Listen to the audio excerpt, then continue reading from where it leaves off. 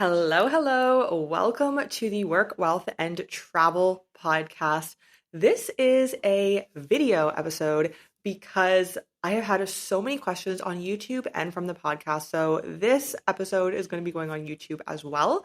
This podcast is the place to be if you are looking to start creating a digital nomad life for yourself or a travel lifestyle for yourself. If you are already a digital nomad, if you're interested in entrepreneurship, working online, or just entrepreneurship, travel in general. And of course, we chat a lot about money, building wealth in the online space, and taxes as well, which is a big reason for why I was in Paraguay. So if you missed the first kind of segment that I did, I will link the episode number in the podcast and I will link the YouTube video in the show notes because in that episode, I really went through the specifics of my process to getting residency in Paraguay, what that looked like for me. This is going to be an update on where that stands. It's been about 4 months later. And I am no longer in Paraguay. So, this is a little update on Paraguay and life in general, but also on the process and what it looked like and my recommendations for you if you are thinking about doing your residency process, which, if it's a good fit for you, I would highly, highly recommend. So, I am Nomad Neeks. I'm a full-time digital nomad. I was an expat living in China, and now I've been a digital nomad for the last 2 years, an expat for 6. So I haven't lived in my home country of Canada for about 6 years now, and I have no plans on going back. I am no longer a resident in Canada. Now I am a Paraguay resident, which is very exciting. But let's chat about what the update on that is. Like I said, if you do want to hear more about the actual process, I go into a lot of detail, then head to the previous episode or the link below for the other YouTube video. But where we stand today. So I was in Paraguay for just under 3 months, about 2.5-ish months. And my partner's visa was only good for 3 months there. I could actually stay as long as I wanted because I was going through the residency process, but he had to leave. So now we are in Buenos Aires in Argentina. And we stayed in Asuncion, which is the capital of Paraguay, and also in San Bernardino, which is a very short drive. It's about an hour drive, and it's the cottage country of Asuncion. So in the summer, in December, January, February, when it's really hot, we were told it gets very busy. It was not super busy, but we rented a really beautiful house. Facebook Marketplace, we found it on. And really affordable price. I think it was 450 USD for an entire month renting it in this house. And it was the off season, so I do want to note that it would probably be double, which still is not horrible. In the summertime, in our winter time, December, January, February, summer for them apparently gets very hot. I will be going back in January. So I will keep you posted on what the heat actually is like in Paraguay. But yeah, so I ended up doing the residency process my second day of being in the country. I wanted to just get it done, start the process. My lawyer told me that it would be about 4 months until I got the temporary residence.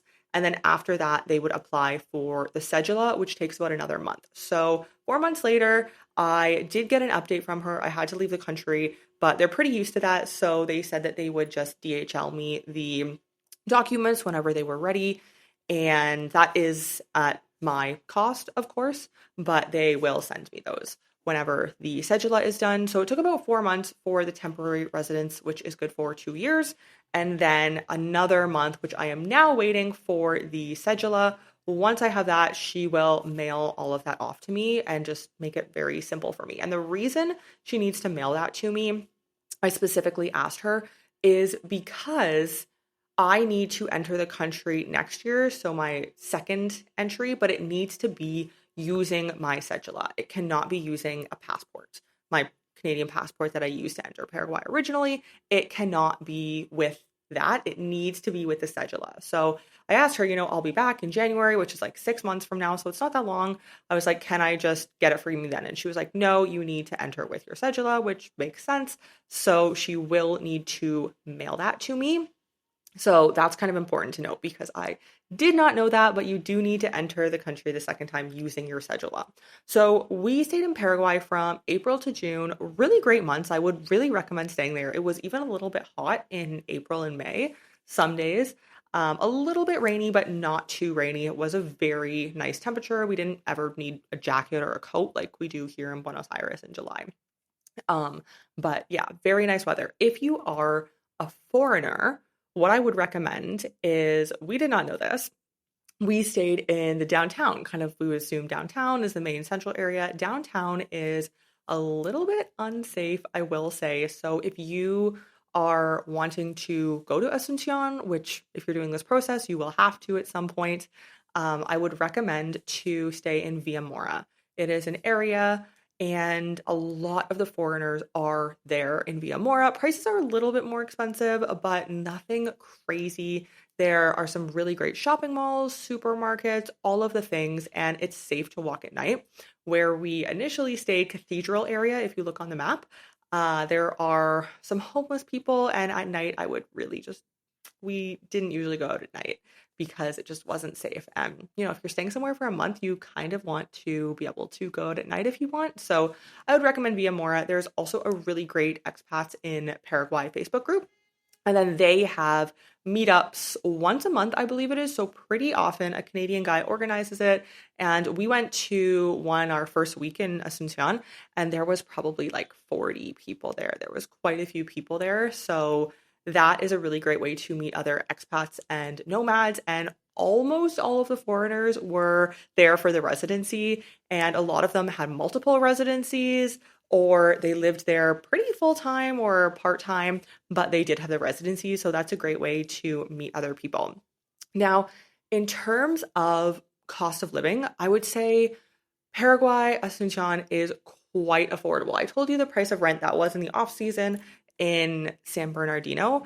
And I would say on average for when we stayed, it was on Airbnb, prices are a little bit more expensive. I would say anywhere from 700 to 1,000 USD for a decent place in Villa Mora for 1 month. So pretty affordable. If you go on Facebook or any of the local apps or websites, it will be significantly less money.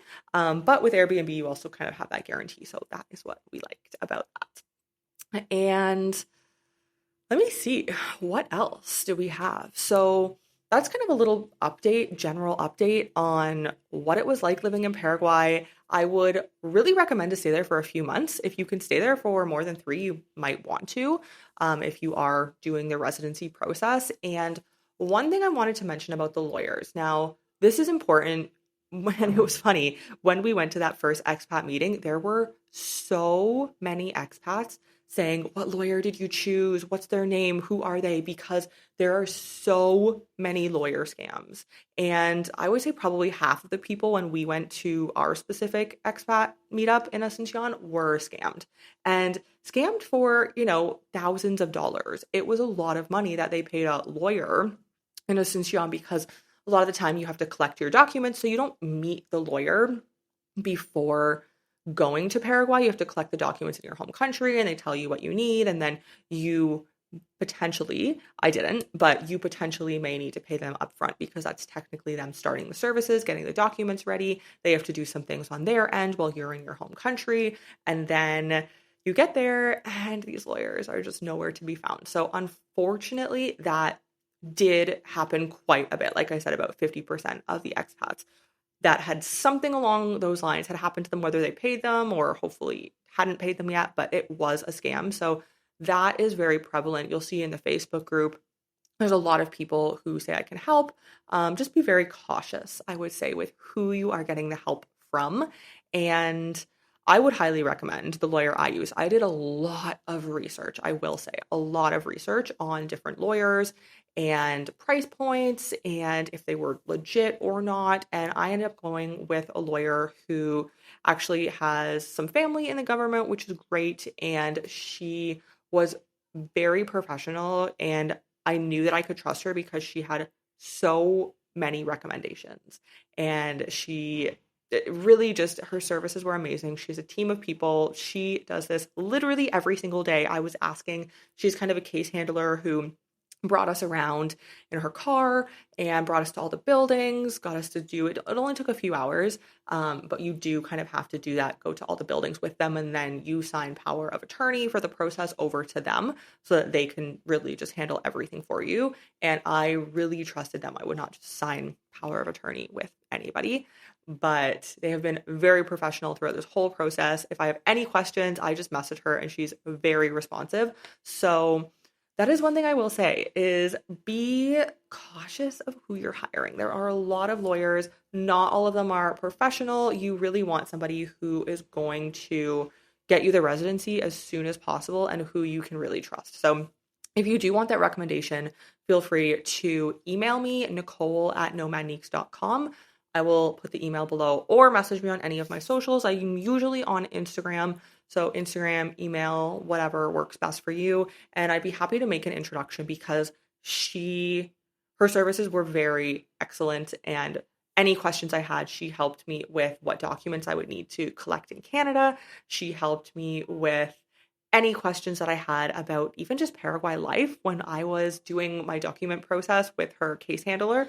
One of the first days I arrived in Asuncion, I had so many questions because I had been there for 2 days about Paraguay and the prices and the people and cost of living, like just random questions. And they were so helpful. She had a whole notes document that she sent me afterwards with places to eat and things to do and visit, and really just went above and beyond in her services. So if you are interested in that, she has a few different package offerings, and I would highly, highly recommend going with her. You want to make sure that you go with somebody for this process who can get it done pretty efficiently for you and who you trust.